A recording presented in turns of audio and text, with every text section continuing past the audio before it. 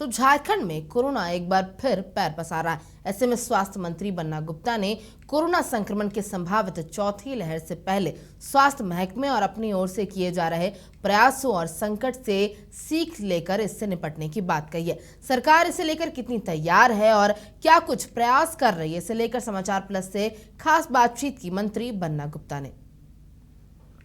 पहली, दूसरी और तीसरी लहर के बाद अब संभावित चौथी लहर को लेकर पूरा देश चिंतित नजर आ रहा है। ऐसे में केंद्र सरकार ही नहीं बल्कि राज्य सरकार भी कोरोना से निपटने के लिए नित नए उपाय ढूंढ रही है। इस मुद्दे पर बात करने के लिए हमारे साथ झारखंड के स्वास्थ्य मंत्री बन्ना गुप्ता जी है।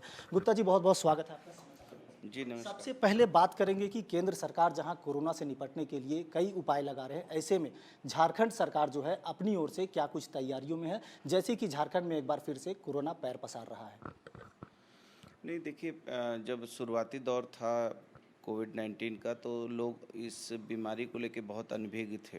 पूरी दुनिया इस बीमारी के ओर छोर से वाकिफ़ नहीं थी, लेकिन अब धीरे धीरे पूरी दुनिया भी, झारखंड भी, देश भी, आम जनता भी इस बीमारी को समझ चुकी है और इस बीमारी को हम जान चुके हैं। इससे लड़ने की विधि भी समझ चुके हैं और अब ऐसी कोई भय की बात नहीं है कि हमको बहुत भयभीत होने की ज़रूरत नहीं है, लेकिन हाँ, थोड़ी सी सावधानी, थोड़ी सुरक्षा के मानक को तय करते हुए हम लोग इस बीमारी से जद्दोजहद कर रहे हैं। और मैं समझता हूँ कि झारखंड करीब करीब इस बीमारी से उभर चुका है, लेकिन यदा-कदा देश में थोड़ी बहुत खबरें आती हैं या झारखंड में भी थोड़े बहुत मामले आ रहे हैं, जैसे ये सिम्टोमेटिक है, माइल्ड सिम्टोमेटिक है। ऐसे कोई ग्रीवियस मामले नहीं हैं जिन मामलों को लेकर हमको बहुत भयभीत होने की ज़रूरत है।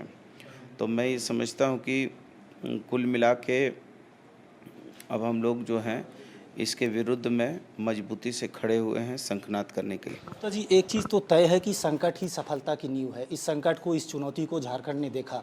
ऐसे में क्या लगता है केंद्र की ओर से जो सहयोग मिलना चाहिए था वो अब तक मिल पा रहा है? नहीं, देखिए, केंद्र और राज्य तो फेडरल गवर्नमेंट है, एक दूसरे के साथ संघीय सरकार को मिलकर काम करना चाहिए। और मैं समझता हूँ कि स्वास्थ्य विभाग एक राजनीति का विभाग नहीं है, ये मानवता का विभाग है और ये पूरी तरीके से मानवीय दृष्टिकोण पे चलना चाहिए। हमारे अभी केंद्रीय स्वास्थ्य मंत्री जी आए हैं, मनसुख भाई मांडविया जी, वो काफ़ी अच्छे और समझदार व्यक्ति हैं और लगातार उनसे हमारी बातचीत होती रहती है।